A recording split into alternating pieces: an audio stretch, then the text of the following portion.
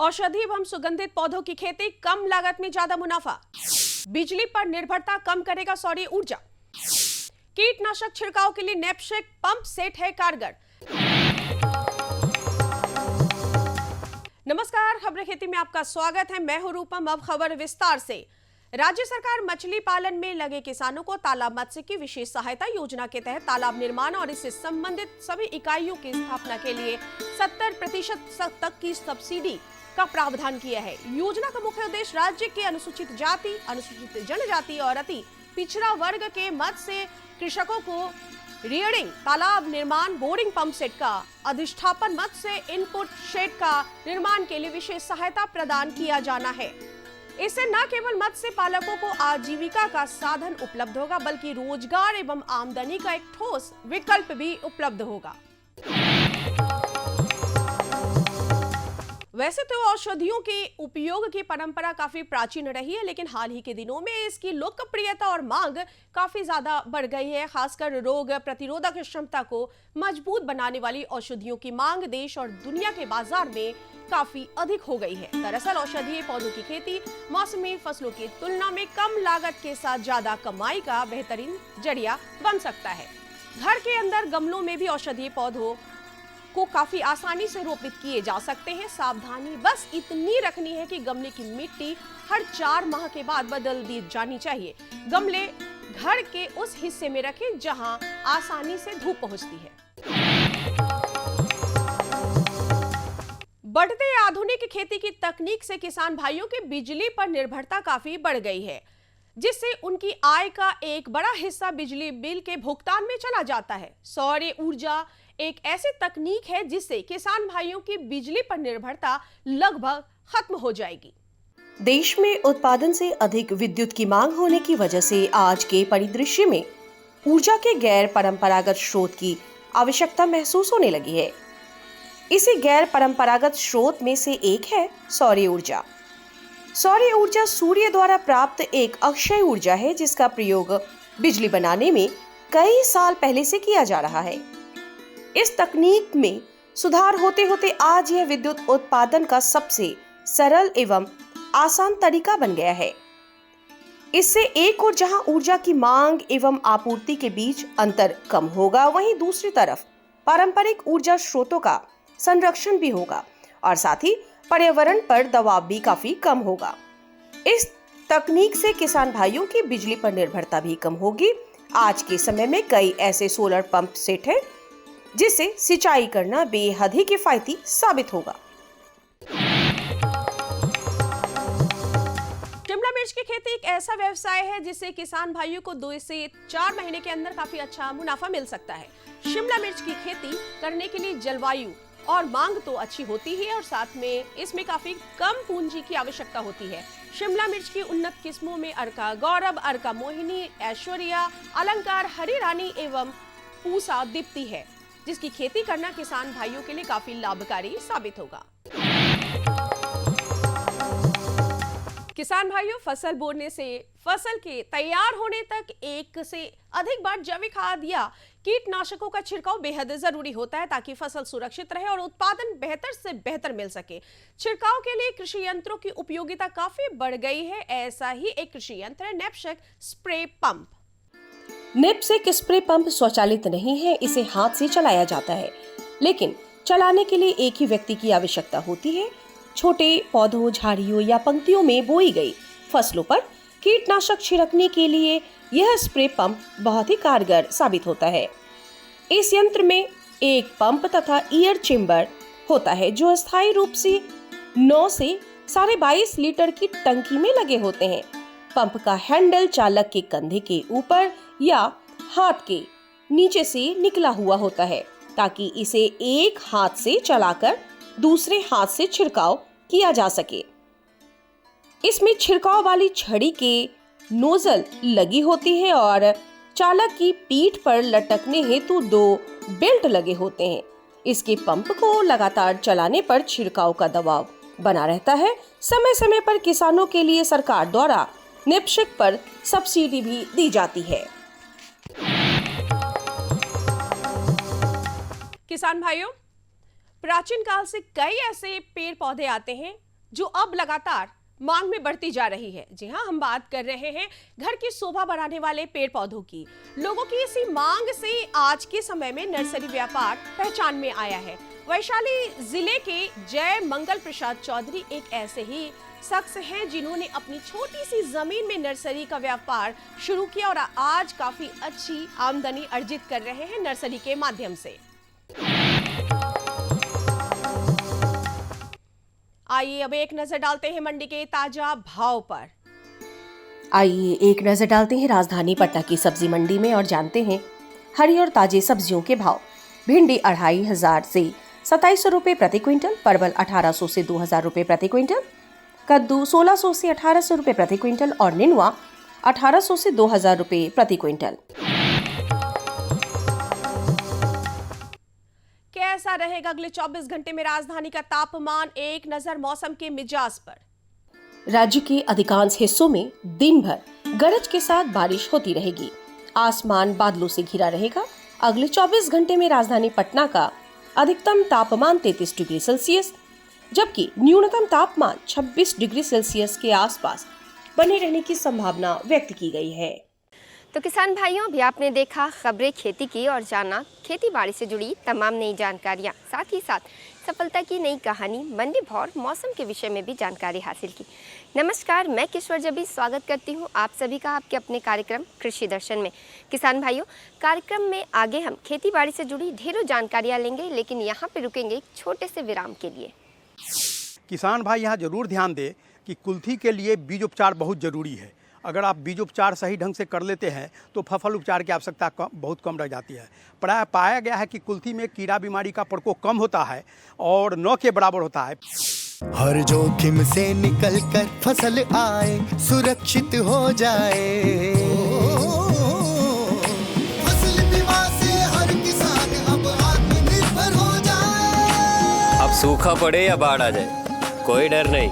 अब ओले पड़े या कीट पतंगे फसल खा जाए, कोई फिक्र नहीं।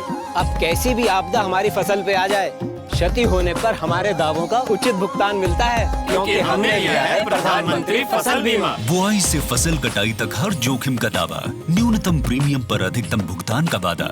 योजना से हर साल जुड़ रहे हैं 5 करोड़ से ज्यादा किसान। अब आपकी है बारी। नजदीकी कृषि कार्यालय, सहकारी समिति, बैंक शाखा, अधिकृत बीमा कंपनी या जन सेवा केंद्र में स्वेच्छा से करा सकते हैं पंजीकरण। फसल बीमा पोर्टल या फसल बीमा ऐप द्वारा भी किया जा सकता है पंजीकरण। प्रधानमंत्री फसल बीमा योजना, आपकी फसलों का संपूर्ण सुरक्षा कवच। कृषि एवं किसान कल्याण मंत्रालय, भारत सरकार। विराम के बाद कार्यक्रम कृषि दर्शन में आप सभी का एक बार फिर से स्वागत है। किसान भाइयों, कुल्थी एक प्रकार की दलहनी फसल है। ये शरीर में कैल्शियम और पोटेशियम की मात्रा बढ़ाने के अलावा शरीर में मौजूद टॉक्सिक को भी कम करने में मदद करती है। इसकी एक और ख़ास बात है, इसके इस्तेमाल से गुर्दे में मौजूद पथरी को धीरे धीरे गला देती है। तो आज हम जानेंगे इस गुणकारी कुल्थी दाल की वैज्ञानिक खेती कैसे करें। तो आइए मुलाकात करते हैं हमारे कृषि विशेषज्ञ श्री देवनाथ प्रसाद जी से। कुल्थी भारत में सदियों से उगाई जाने वाली सबसे पुरानी दलहनी फसलों में से एक है, जिसका उत्पादन रबी और खरीफ दोनों सीजन में किया जाता है। आयुर्वेद में इस दाल को एक औषधीय दाल बताया गया है। एक रिसर्च के मुताबिक पथरी के लिए कुल्थी का दाल रामबाण माना जाता है। इसके अलावा कुल्थी टाइप 2 डायबिटीज़ के मरीजों पर भी बेहद प्रभावशाली है। कुल्थी की खेती जुलाई से अगस्त के बीच की जाती है। इसकी बीज दर 20 से 25 किलोग्राम प्रति हेक्टेयर है। किसान भाइयों, कुल्थी की खेती के लिए भूमि तैयार करना भी बेहद ज़रूरी है। इसके लिए सबसे पहले खेत को अच्छी तरह से जोतकर समतल कर लें। इसके अलावा कुल्थी दाल की खेती के लिए उच्च गुणवत्ता वाले और प्रमाणित बीजों का चयन करना भी जरूरी है। इसकी कुछ लोकप्रिय किस्में हैं, जैसे विरसा कुल्थी 1, इंदिरा कुल्थी 1 एवं LG 19, जिसकी उत्पादन क्षमता अधिक है। खरीफ सीजन में पौधे से पौधे की दूरी 5 सेंटीमीटर एवं पंक्ति से पंक्ति की दूरी 40 सेंटीमीटर तथा रबी सीजन में पौधे से पौधे की दूरी 5 सेंटीमीटर एवं पंक्ति से पंक्ति की दूरी 25 सेंटीमीटर होनी चाहिए। कुल्थी पर रोग और कीट का प्रभाव कम होता है, लेकिन फिर भी इसकी खेती में कुछ प्रमुख रोग जैसे एंथ्राकनोज, और मोज़ेक का ध्यान रखना आवश्यक है। इससे बचाव के लिए कार्बेडाजिम एवं मैकोजेब 2 से 2.5 ग्राम प्रति लीटर पानी में मिलाकर छिड़काव किया जा सकता है। इसके अलावा जैविक कीटनाशकों का प्रयोग भी बेहतर होता है। कुल्थी दाल कम लागत में अधिक उत्पादन देने वाली फसल है। इसकी बाजार में मांग हमेशा बनी रहती है, जिससे किसानों को अच्छा लाभ प्राप्त होता है। इसके अलावा कुल्थी में उच्च प्रोटीन और आयरन की मात्रा होती है, जो इसे एक महत्वपूर्ण पोषक तत्व बनाती है। कुल्थी दाल की वैज्ञानिक खेती न केवल किसानों की आय में वृद्धि करती है, बल्कि खाद्य सुरक्षा में भी महत्वपूर्ण योगदान देती है। उचित कृषि तकनीकों और वैज्ञानिक विधियों का पालन करके किसान कुल्थी की अच्छी फसल प्राप्त कर सकते हैं और पर्यावरण को भी सुरक्षित रख सकते हैं। तो आज का जो हमारा विषय है, कुल्थी की दाल का उत्पादन कैसे होता है, उसकी बुआई का समय क्या है और उसका प्रबंधन हम किस तरीके से कर सकते हैं। जी हाँ किसान भाइयों, आज का जो हमारा टॉपिक है, जो संदर्भ है इसके बारे में कि कुल्थी का वैज्ञानिक खेती हम किस तरह से करें, इस खास विषय पर हमारे साथ बातचीत करने के लिए मौजूद हैं डॉक्टर देवनाथ प्रसाद, जो उप निदेशक हैं कृषि भवन बिहार पटना में। सर, कृषि दर्शन कार्यक्रम में आपका हार्दिक स्वागत है। कुल्थी की वैज्ञानिक खेती क्या है? कुल्थी बेसिकली एक दाल वर्गीय फसल है और इसको हॉर्स ग्राम के नाम से जानते हैं, साथ ही साथ इसको औषधीय दाल के नाम से भी जानते हैं। और इसका जो साइंटिफिक नाम है वह माइक्रोटाइलोमा यूनिफ्लोरम के नाम से जाना जाता है। यह पाया जाता है कि कुल्थी की खेती सभी जगहों पर की जा सकती है, किंतु वहाँ पर इसकी खेती उपयुक्त होती है जहाँ पर मिट्टी हल्की भारी हो किंतु एसिडिक नहीं हो। ये एसिडिक हो, क्षारीय नहीं हो। तो इस बात पर किसान भाई ध्यान देंगे कि जहाँ पर भी आपकी मिट्टी समतल है, जल निकासी की अच्छी व्यवस्था है एवं आप खरीफ या रबी किसी सीजन में अगर आप दलहन के रूप में कुल्थी की खेती करना चाहते हैं तो आप कुल्थी की खेती कर सकते हैं, बशर्ते कि वह खेत क्षारीय नहीं हो। अगर थोड़ी सी अम्लीय है तब भी कुल्थी की खेती आसानी से की जा सकती है। यहाँ पर ध्यान देने की बात है कि कुल्थी की खेती हम दोनों सीजन में कर सकते हैं, एक खरीफ सीजन और दूसरे रबी सीजन में। खरीफ सीजन के लिए जो हमारा सबसे महत्वपूर्ण समय है इसकी बुआई का, वह जुलाई से अगस्त के बीच है। 15 जुलाई से लेकर 15 अगस्त तक इसकी खेती काफ़ी अच्छे ढंग से की जा सकती है। और इसका जो बीज दर होता है वह 25 से 30 kg प्रति हेक्टेयर के दर से होता है और यह बीज दर भी काफ़ी कम होता है। और इसमें सबसे बड़ी विशेषता यह है कि जहाँ कहीं भी हम इसकी खेती करते हैं तो इसके दाल से ज़्यादा इसके औषधीय गुणों की चर्चा होती है। इसमें पाया जाता है कि यह पथरी रोग है तो कुल्थी का पानी हो या कुल्थी का दाल हो, वह पथरी रोग में बड़ा ही कारगर साबित होता है। साथ ही साथ कोलेस्ट्रॉल, जो आदमी को कोलेस्ट्रॉल की समस्या होती है तो कोलेस्ट्रॉल का प्रबंधन कुल्थी के दाल से बहुत आसानी से किया जा सकता है, क्योंकि यह हाइपोकोलेस्टेमिक होता है। हाइपोकोलेस्टेमी से कोलेस्ट्रॉल का प्रबंधन हो जाता है। साथ ही साथ मधुमेह रोगियों को, खास के जो टाइप 2 के मधुमेह रोगी होते हैं, उनके लिए यह काफ़ी लाभकारी साबित होता है। इस औषधीय दाल का सर आपने बखूबी आपने जिक्र किया कि ये हमारे स्वास्थ्य के लिहाज से कितना महत्वपूर्ण है। तो एक चीज़ हम और जानना चाहेंगे कि पूरे बिहार में अमूमन हम ये देखते हैं कि आम प्रचलन में चना, मसूर, अरहर की दालें प्रमुख रूप से पाई जाती हैं और उनकी खेती की जाती है। तो हमारे किसान भाई कुल्थी का जो दाल है तो इसकी खेती क्यों करें, इसका पैदावार उपज कितना है और इससे और हमारे किसान भाइयों को क्या क्या लाभ हो सकते हैं? बहुत ही महत्वपूर्ण बात है। किसान भाई यहाँ पर ध्यान दें कि कुल्थी के खेती करने के लिए उनका मौलिक उद्देश्य केवल दाल बेचना नहीं, अपितु उनको अगर मार्केट मिले तो इसके औषधीय गुण के आधार पर इसकी अच्छी कीमत भी मिल जाती है। आपको हम जानकारी देना चाहते हैं कि कुल्थी के लिए जो हमारा बीज है, बीज सबसे उन्नत है बिरसा कुल्थी 1, इंदिरा कुल्थी 1 और LG 19। यह बहुत ही उन्नत प्रभेद है। इसकी अगर खेती करते हैं तो हम पाते हैं कि यह केवल प्रोटीन के लिए नहीं है, अपितु यह औषधीय गुणों के कारण मार्केट वैल्यू में भी इसका बहुत अच्छा मिल जाता है। यह पाया गया है कि यह प्रति हेक्टेयर के हिसाब से 15 से 20 हज़ार रुपया हमको खर्च होता है और इसको यदि मार्केट वैल्यू सही मिल जाए तो आप 50 से 60 हज़ार रुपया एक सीजन में इससे आप प्राप्त कर सकते हैं। किसान भाई यहाँ ज़रूर ध्यान दें कि कुल्थी के लिए बीज उपचार बहुत ज़रूरी है। अगर आप बीजोपचार सही ढंग से कर लेते हैं तो फसल उपचार की आवश्यकता बहुत कम रह जाती है।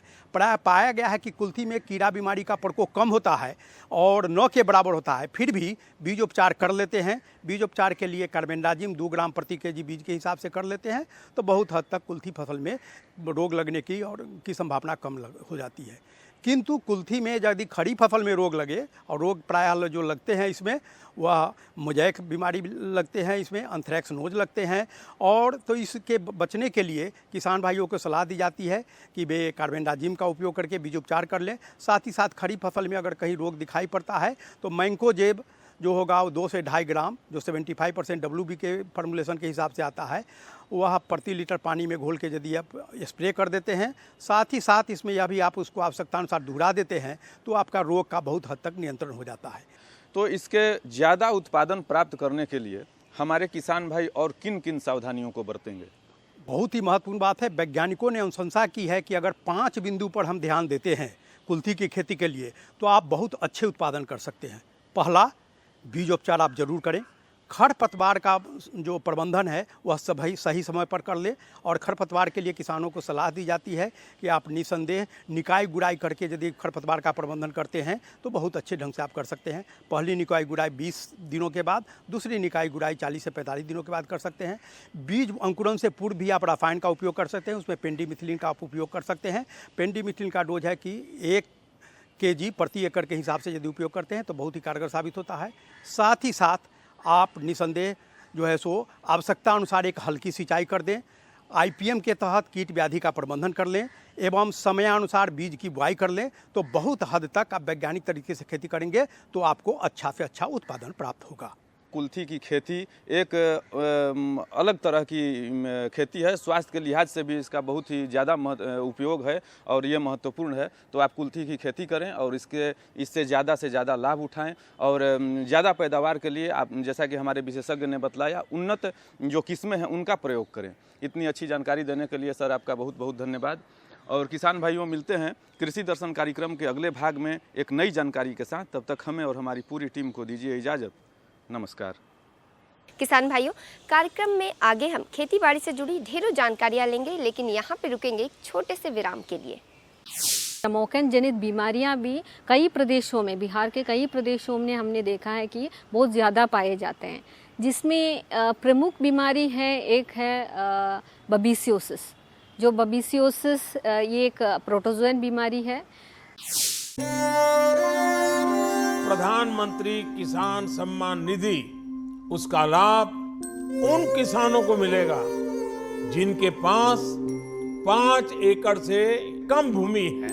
आजादी के बाद देश के इतिहास में किसानों के लिए बनी ये सबसे बड़ी योजना है। प्रधानमंत्री किसान सम्मान निधि। इस योजना के तहत 2 हेक्टेयर तक की जोत वाले किसान परिवार को 6,000 रुपए का सालाना भुगतान होगा, जो पात्र किसानों को 2-2 हजार की 3 किश्तों में सीधा उनके खातों में जमा होगा। इन पात्र परिवारों का चयन राज्य सरकार कर रही है। इस योजना का पूरा खर्च भारत सरकार वहन कर रही है। सम्मान, जिस पर हमेशा अन्नदाता का हक था, उसे अब वो सीने पर लगाकर घूम भी सकेगा। प्रधानमंत्री किसान सम्मान निधि, किसान की किसानी का नया अभिमान। तो किसान भाइयों, अभी आपने विस्तार से जाना कि कुल्थी दाल की वैज्ञानिक खेती कैसे करें। इसी के साथ बढ़ेंगे कार्यक्रम के अगले भाग में। पशुओं के रहने की जगह या फिर उनके आसपास गंदगी होने के कारण उनमें चमुक्कन, जुओं या मक्खियों का प्रकोप बढ़ जाता है, जो कि कई प्रकार के रोग उत्पन्न करते हैं। क्या है पशुओं में होने वाले चमुक्कन जनित रोग क्या है एवं उनका नियंत्रण कैसे करें? आज हम इन सारे विषयों पर विस्तार से जानेंगे हमारे कृषि विशेषज्ञ डॉक्टर सायमा KP जी से। किसान भाइयों नमस्कार। आप देख रहे हैं कृषि दर्शन और मैं हूँ शांति भूषण। किसान भाइयों, हम पशुपालन तो करते हैं, चाहे जो भी पशुपालन हो, गाय हो, भैंस हो, बकरियां हो, जो भी पशुपालन हमारे पास। और पशुपालन को सिर्फ पशुपालन जो हमारा पारंपरिक व्यवस्था था वो पशुपालन था, जो हम अपने खाने पीने के लिए पशुपालन किया करते थे। कि पशुओं में चमोकन की समस्या क्या है, कैसे उससे निदान पाया जा सकता है, पशु पालन में चमोकन का क्या रोल है, इस विषय पर जानकारी देने के लिए हमारे साथ बिहार पशु चिकित्सा महाविद्यालय के वरीय वैज्ञानिक डॉक्टर सायमा केपी हमारे साथ मौजूद हैं। मैम, आपका हमारे कार्यक्रम में स्वागत है।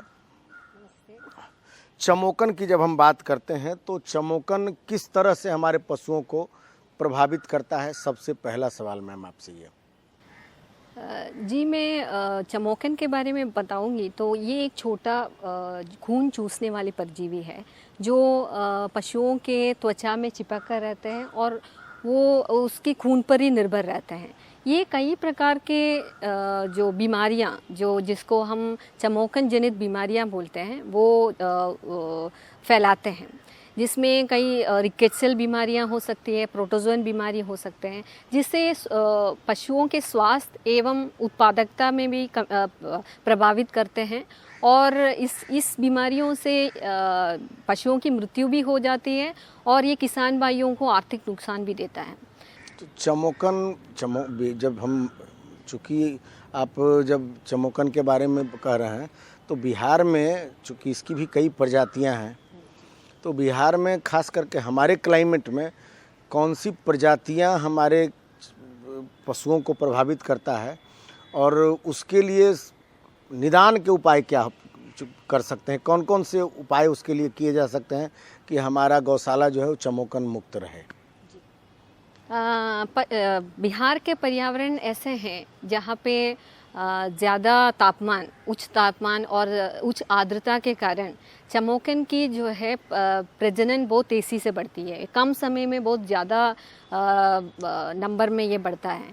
तो इसलिए यहाँ पे जो चमोकन जनित बीमारियाँ भी कई प्रदेशों में, बिहार के कई प्रदेशों में हमने देखा है कि बहुत ज़्यादा पाए जाते हैं, जिसमें प्रमुख बीमारी है, एक है बबीसियोसिस।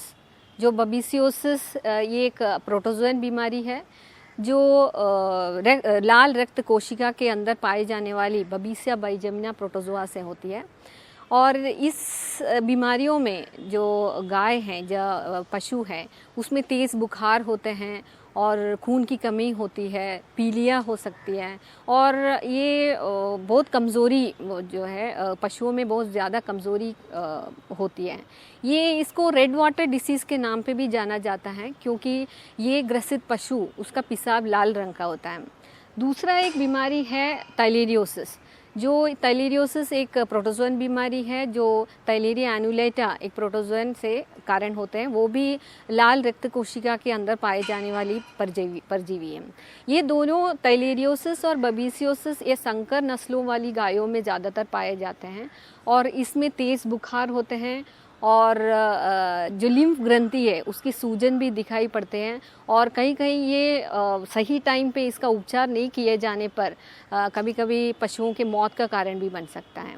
तीसरी बीमारी के बारे में मैं बताऊं तो इसमें अनेप्लास्मोसिस एक रिकेट्सल बीमारी है जो वो भी एक रक्त कोशिका, लाल रक्त कोशिका के अंदर पाए वाली एक रिकेट्सल जीवाणु है, जिसके कारण जो है गंभीर तौर पे खून की कमी और उसके कारण उसकी वजन घटने का भी कारण बन सकता है। तो ये इसलिए चमोकन जो पशुपालकों के लिए बहुत एक चिंता का विषय है, तो इसकी निवारण करना बहुत अनिवार्य है। जो उसकी प्रजातियां अलग हो सकती है, तो उसमें जब हम बात करते हैं तो चमोकन में एक सबसे बड़ी चीज़ है कि चमोकन लगना तो हम लोग कहते नहीं हैं, हम लोग कहते हैं चमोकन संक्रमण। संक्रमण एक ऐसा शब्द है जो कई सारी बीमारियों का वाहक हो सकता है, तो उसको रोकना एक अपने आप में चुनौती होता है पशुपालकों के लिए। उस चुनौती से कैसे निपटा जाए? यही मैं बताऊंगी कि पशुपालकों से कि वो नियमित रूप से अपनी पशुओं की जांच करना ज़रूरी है। ये अधिक तौर पे जो ये चमोकन है ये त्वचा में, जैसे मैंने कहा त्वचा में, और विशेष तौर पे ये कान में, गर्दन में और स्तन में और वो जो पैरों के बीच के क्षेत्र में ज़्यादातर पाए जाते हैं।